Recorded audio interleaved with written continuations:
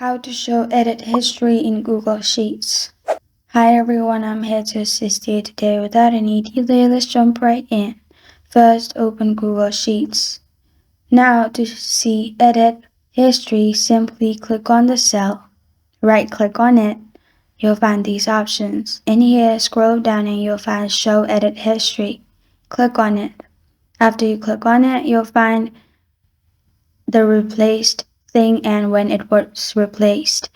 If you click on arrow at the top, you'll find the previous deleted anything like number and was. And this is how to show edit history in Google Sheets. Thank you for joining me today. If this video helps you out, please leave a like and subscribe for more. Got a question or want to suggest a topic? Comment below. Thank you for watching.